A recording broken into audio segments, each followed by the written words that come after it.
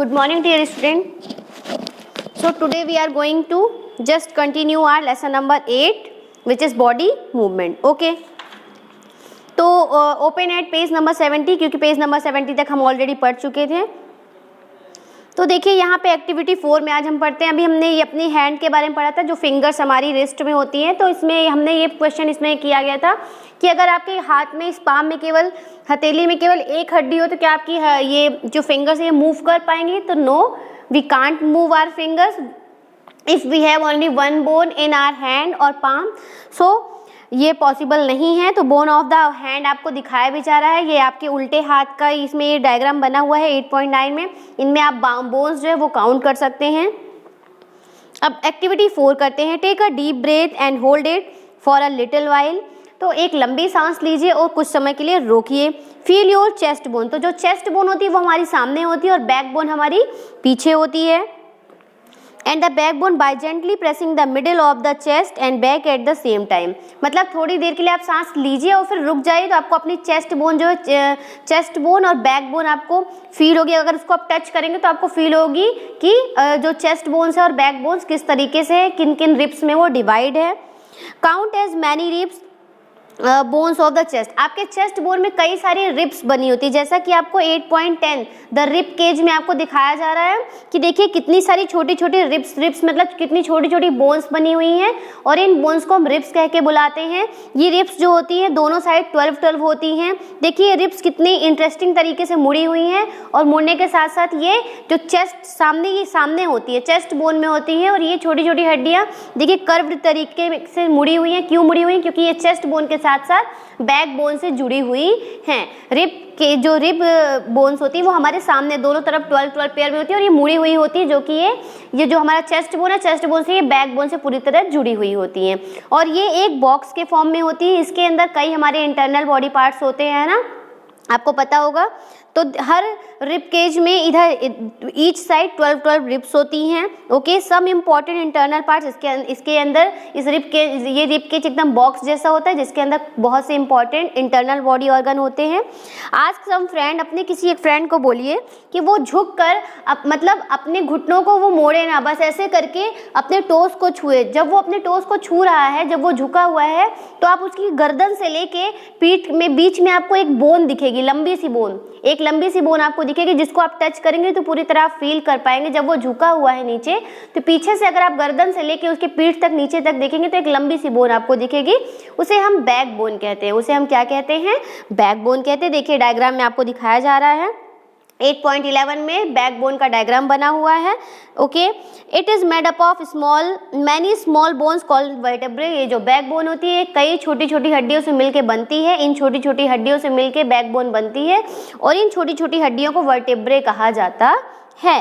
The back bone consist of 33 vertebrae. हमारे back bone में 33 vertebrae होती हैं। इन्हीं 33 वर्टेब्रे से मिलकर बैक बोन हमारी बनती है। ओके, हमारी बैक बोन में कितनी वर्टेब्रे होती हैं? 33 वर्टेब्रे होती हैं। वर्टेब्रे मीन्स छोटी छोटी हड्डियाँ।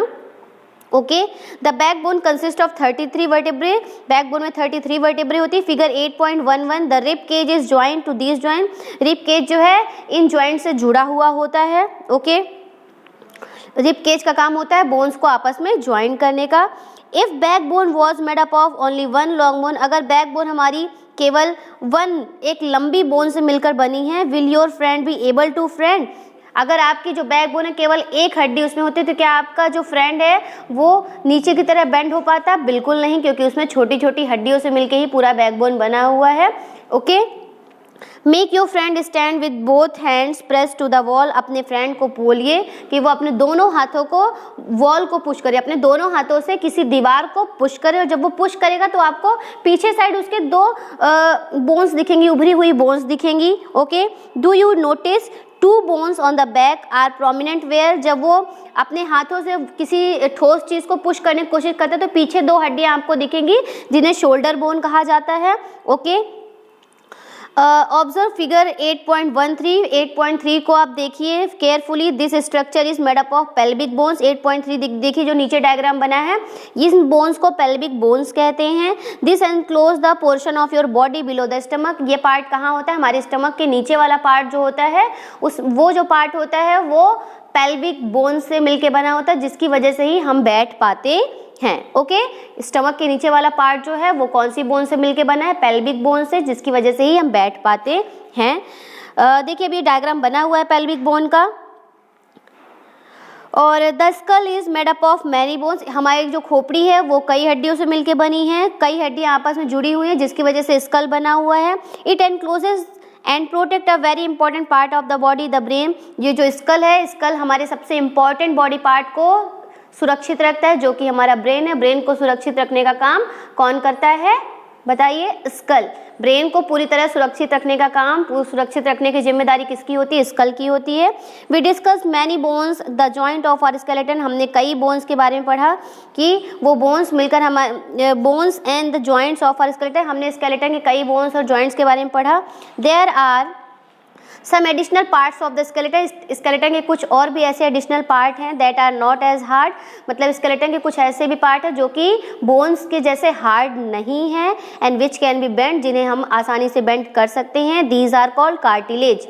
मतलब हमारे शरीर में ऐसे भी कुछ पार्ट्स हैं जो बोन्स के जैसे हार्ड तो नहीं हैं, उनको जैसे बोन्स हार्ड होते हैं और उनको बेंड नहीं किया जा सकता है, मगर हमारे जो स्केलेटन में आपको पता है ना, मानव कंकाल तंत्र, उसमें ऐसे कुछ पार्ट्स हैं जो बोन्स के जैसे हार्ड नहीं हैं, थोड़े थोड़े सॉफ्ट होते हैं और उनको आसानी से बेंड किया जा सकता है, और उन्हें क्या कहते हैं? These are cartilages. उन्हें क्या कहा जाता है? कार्टिलेज। जैसे यहाँ पे देखिए ईयर का डायग्राम बना हुआ है आपके, अपर पार्ट ऑफ ईयर। ये जो अपर पार्ट ऑफ ईयर है ये बोन्स के जैसे हार्ड भी नहीं होता है, और इसको ऐसा भी नहीं कि इसको मोड़ा नहीं जा सकता, ये थोड़ा सॉफ्ट होता है और इसको मोड़ा भी जा सकता है। ये ऊपर पार्ट है। और ये जो ईयर लोब होता है, देखिए ये कितना सॉफ्ट है। तो दोनों में डिफरेंस बताना है आपको। देखिए इसमें हम पढ़ते हैं, फील योर ईयर। अपने ईयर को फील कीजिए। Do you find any hard bony part that can be bend.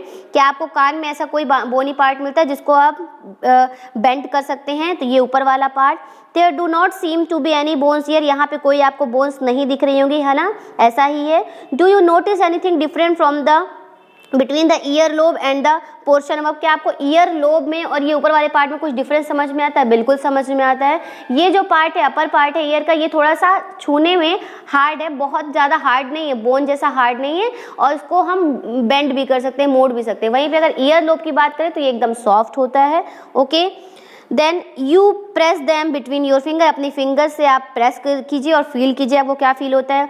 You do feel something in the upper parts of the year. आप फील करोगे कि आपके ईयर के जो अपर पार्ट्स में क्या है, that is not as soft as the ear lobe. ये जो अपर पार्ट है ये ईयर लोब जैसा इतना सॉफ्ट नहीं है और उतना हार्ड भी नहीं है बोन के जैसा। ईयर लोब के जैसा सॉफ्ट भी नहीं है और बोन के जैसा हार्ड भी नहीं है। ओके, तो इसे ही कार्टिलेज कहते हैं। इसे क्या कहते हैं? ये जो अपर पार्ट है इसे कार्टिलेज कहते हैं, क्योंकि ये बोन जैसा हार्ड भी नहीं है और ईयर लोब जैसा सॉफ्ट भी नहीं है, इसीलिए इसे कार्टिलेज कहा गया है। Cartilage is also found in the joints of the body. हमारे बॉडी के कई जॉइंट्स में भी कार्टिलेज पाया जाता है।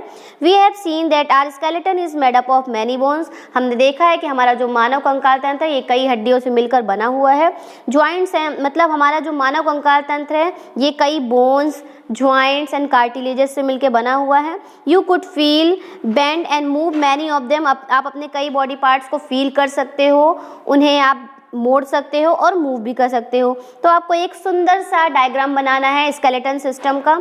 स्केलेटन आपको बना हुआ है, देखिए पेज नंबर 70 पे आपको स्केलेटन बना है। तो ये आपका क्वेश्चन है कि आपको एक अच्छा सा स्केलेटन सिस्टम बनाना है। Okay, we have learn the about the bones in our body. हमने अपने बॉडी के कई बोन्स के बारे में पढ़ा, जॉइंट्स के बारे में पढ़ा, जो कि हमारे बॉडी को कई तरीके से मूव करने में हेल्प करते हैं।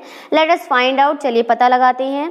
Make a fist with one hand. एक अपने मुट्ठी को, फिस्ट मीन्स होता है मुट्ठी, उसको मुट्ठी को मोड़िए और अपने ऐसे कंधे को टच करने की कोशिश करेंगे। तो ये जो आपका पार्ट है, ये पार्ट ये आपका एकदम मोटा हो जाता है, फूल आता है और टाइट हो जाता है। क्यों? क्योंकि यहाँ मसल्स होते हैं। क्या होते हैं?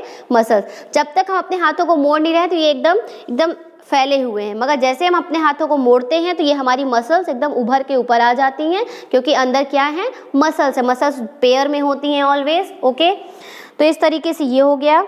Touch it with the other hand, अपने इस मसल्स को दूसरे हाथ से टच कीजिए और पता कीजिए आपको क्या फील होता है इसमें। Observe a swollen region is the upper arm, आपको अपनी अपर आर्म में आपको फूला हुआ पार्ट दिखेगा जिसे मसल कहा गया है। The muscle burst due to contraction, muscle जो होता है वो कैसे बनता है, सिकुड़ने, जब अपने हाथ को ऐसे मोड़ते हैं तो ये सिकुड़ कर मसल्स जो होते हैं उभर आते हैं, टाइट हो जाते हैं, है ना, जब हम इसको पुल करते हैं।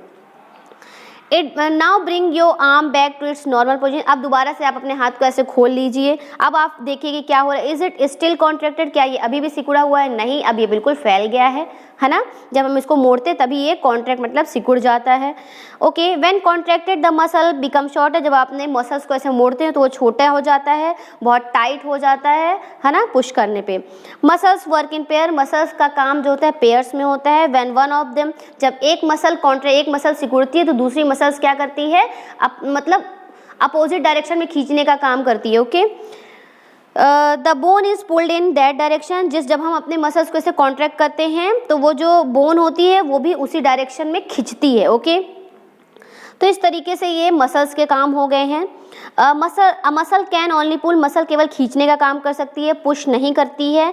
दस two muscles have to work together, इसलिए मसल्स हमेशा पेयर में काम करती है, दो मसल्स होती है तभी काम होता है, फंक्शनिंग होती है। Two muscles have to work together, muscles को एक साथ मिलकर काम करना पड़ता है। किसी भी एक बोन को मूव करने के लिए मसल्स को पेयरिंग में काम करना होता है। एक मसल कॉन्ट्रैक्ट करती है तो दूसरी मसल क्या करती है, उसको रिलैक्स करती है, ओके, खींचती है।